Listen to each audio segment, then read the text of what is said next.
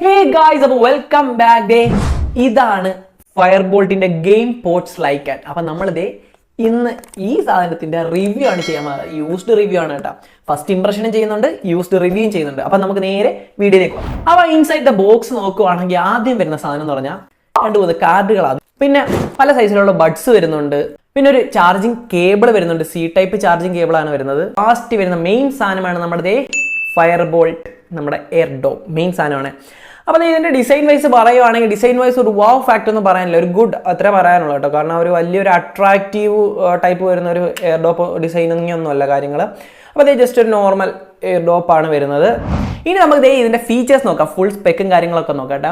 അപ്പോൾ ഇതിന് വരുന്നത് പട്ടമം 10mm ഡ്രൈവറാണ് വരുന്നത്. പിന്നെ വാട്ടർ റെസിസ്റ്റൻ്റെ കാര്യം പറയുവാണെങ്കിൽ IPX4 ആണ് വരുന്നത്.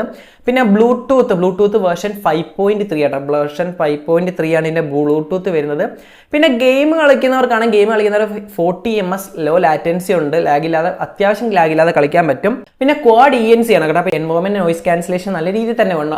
ഇതിനകത്ത് പക്കയാണ്. എൻവയോൺമെന്റ് നോയിസ് ക്യാൻസലേഷൻ നല്ല രീതിയിൽ തന്നെ ഉണ്ട്, അത് ഞാൻ നോക്കിയായിരുന്നു. അപ്പോൾ ഇവിടെ ഒരു മൈക്ക് വരുന്നുണ്ട്, ഈ താഴെ ഒരു മൈക്ക് വരുന്നുണ്ട് കേട്ടോ. അപ്പം ENC ഒരു നല്ലൊരു ഇതാണ്. പിന്നെ നോക്കുവാണെങ്കിൽ ഇത് ഫുൾ ചാർജ് ചെയ്താൽ 48 hours കണ്ടിന്യൂസ് ആയിട്ട് വർക്ക് ചെയ്യുമെന്നാണ് അവർ പറയുന്നത്. ഡിസൈൻ വൈസ് ഒരുപാട് വലിയൊരു അട്രാക്ഷൻ ഒന്നും ഇല്ലെങ്കിലും ഇതിൻ്റെ RGB ലൈറ്റ് സെറ്റിങ്ങും കാര്യങ്ങളും എല്ലാം വരുമ്പോഴത്തേനും അതുമല്ല നമ്മുടെ ചെവിയില വെക്കുന്ന ടൈമിലുള്ള ഒരു പ്രീമിയം ലുക്ക് കുറച്ചുകൂടെ അട്രാക്റ്റീവായിട്ട് നമുക്ക് തോന്നുന്നുണ്ട് കേട്ടോ. അപ്പോൾ ഇനി ലാസ്റ്റായിട്ട് ഞാൻ പറയാൻ പോകുന്നത് എൻ്റെ കുറച്ച് അഭിപ്രായങ്ങളാണ്, എൻ്റെ കുറച്ച് ഒപ്പീനിയൻസ് ആണ് കേട്ടോ. അപ്പോൾ ഇതിൻ്റെ പ്രൈസ് റേഞ്ച് വരുന്നത് ഇപ്പം 999 ആണ്. 999 എനിക്ക് കുറച്ച് കൂടുതലായിട്ട് തോന്നുന്നുണ്ട്. കാരണം ഇതിനകത്ത് അവിടെ 2 ഈക്വലൈസർ മോഡേ ഉള്ളൂ. പിന്നെ അത് മാത്രമല്ല വാട്ടർ റെസിസ്റ്റന്റ് IPX4 ഉള്ളു. ബ്ലൂടൂത്ത് ഒന്നും കുഴപ്പമൊന്നുമില്ല.